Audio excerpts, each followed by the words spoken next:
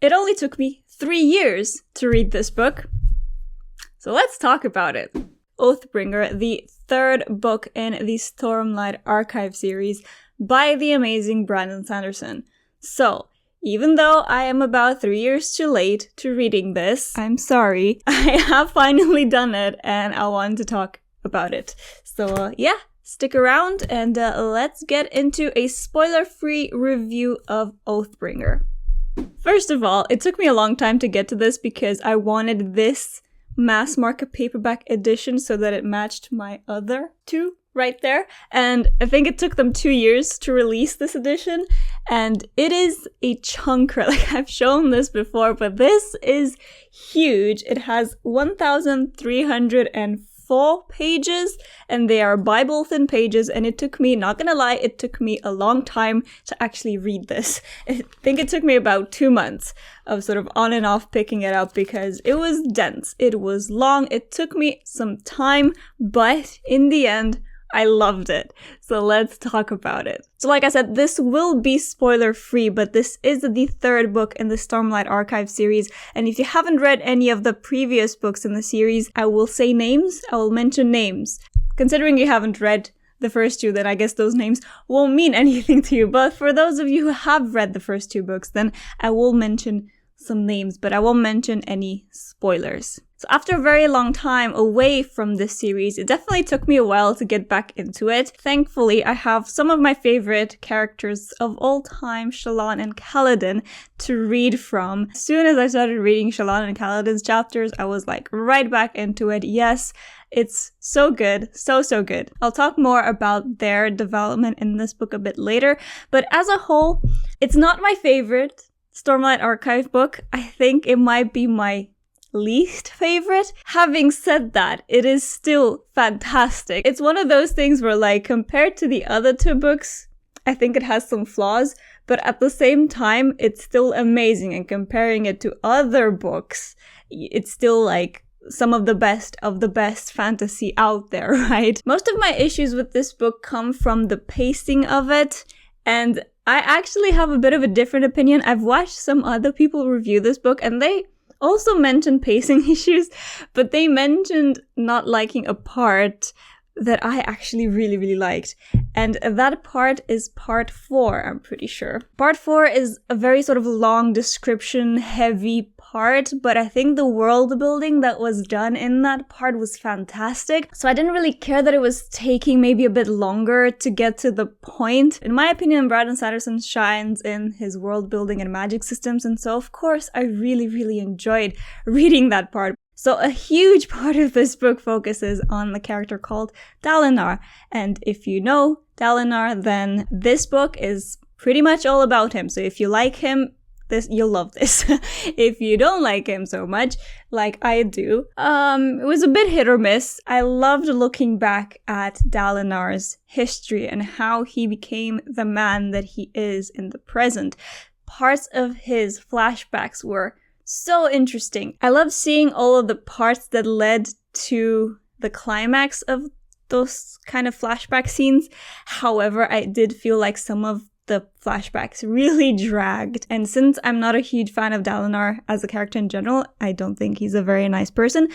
I don't think you're supposed to think that still. I don't like Dalinar, and I don't really like reading from his perspective. But at the same time, I did find some of his flashbacks really interesting. And then others, I just feel like they dragged on and on. To see the end result of his journey was definitely worth it. But in general, I would describe most of Dalinar's chapters in this book as yikes. Then let's talk about the other two characters, my favorite characters of this series, Kaladin and Shallan.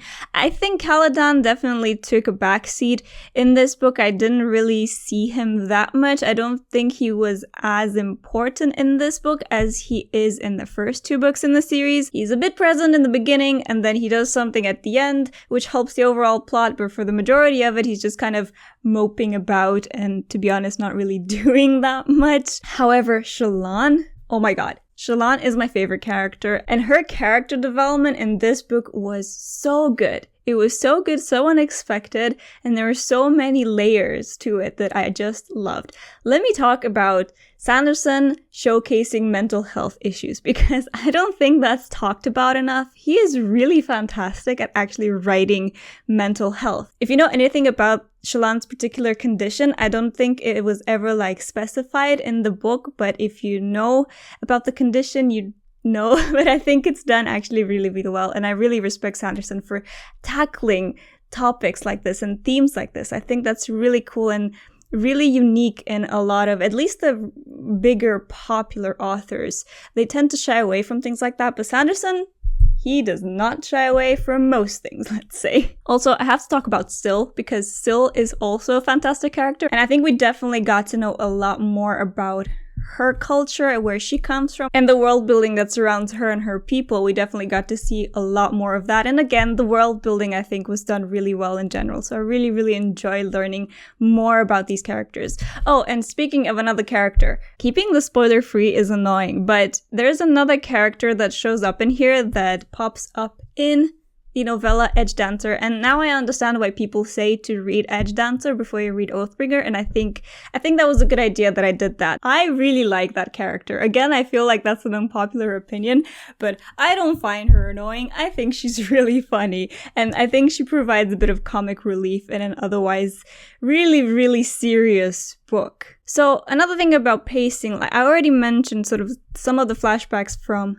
Dalinar's perspective, I feel dragged on and on and on. There was some parts where the interludes where we saw a lot of the Parshendi's point of view and some other people's point of view. I felt like maybe those also were a bit unnecessary, even though they were very short. I appreciated that they were very short chapters. And of course, I appreciate that they add to the overall world building. I just feel like maybe we saw a bit too much of the Parshendi's POV. It gets a bit repetitive after a while when you're in those particular characters' perspectives, I feel like. And another thing about pacing, this is something that Sanderson does for every single one of his books.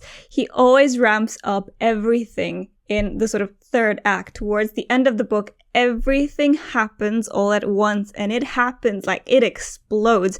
And this book was no exception. So much happened at the end all at once, and I loved how that part of the pacing was done at the end. Everything was super, super fast. However, I feel like that only put everything that happened up to that point into even more of a perspective of, boy, that dragged on for too long, and what even happened in those 1,000 pages that I just read to get to these 300 last pages where everything happens.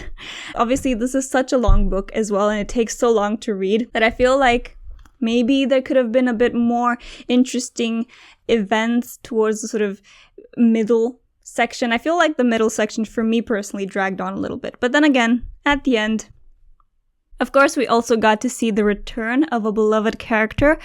I'm not going to mention names, but I dig that. I dig that. That was really cool. I like that character, so I liked seeing them back. And then I have to mention a few words about the sort of a romantic relationship between two or more characters.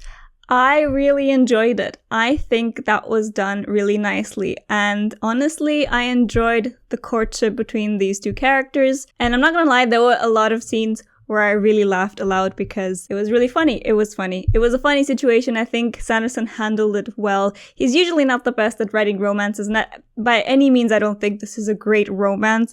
I just think it's cute and it's fine. Another interesting crossover in this book. I don't think this is a spoiler because I'm not going to mention what it is, but there is also a crossover from one of his first books called Warbreaker, which I have read years and years ago, and I remember nothing but the magic system in it, but I did recognize some things in this book that referenced that book. So that was also cool. I should probably reread that because I honestly cannot remember a thing except for the magic system. And I think that's pretty much it. I did give this 5 out of 5 stars, of course, because as I said, even though this is my least favorite of the 3 books that I've read in this series, it's still fantastic and I love it and I cannot wait to get to Rhythm of War. But again, I feel like I really want the same edition for that one as well, and I think it will also take them a while to release that version, so I'm just gonna have to wait, but I'd rather have these small mass market paperbacks that don't take up an entire shelf, especially since there's gonna be 10 books in this series overall. I'd rather collect these small editions for myself. So Stormlight Archive is definitely one of my favorite fantasy series of all time. It's just done so well, and I really like Sanderson's writing. It's very simple and to the point. There's no purple prose. There's nothing, it's not trying to do anything special, but I think his strength is definitely in his world building and his magic systems, and honestly, his character development is getting better and better. This book, like, if I could summarize this book, it would be character development. Just so good. Really enjoyed it. Highly recommend this series if you haven't read it. The first book is called The Way of Kings.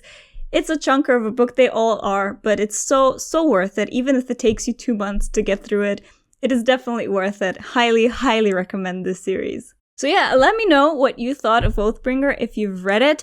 Otherwise, what was the last Stormlight Archive book that you've read? And maybe leave some favorite moments, scenes in this book down below. Yeah, for people who haven't read this book, maybe stay away from the comment section. There might be spoilers. But yeah, I just wanted to make a quick video. I don't know how quick this will end up being, actually, because I kind of feel like I rambled on for a long time. But I just want to talk about it because I feel like there's a lot to talk about. Please like and subscribe if you enjoyed this video. And otherwise, I will see you next time with a new video. Bye!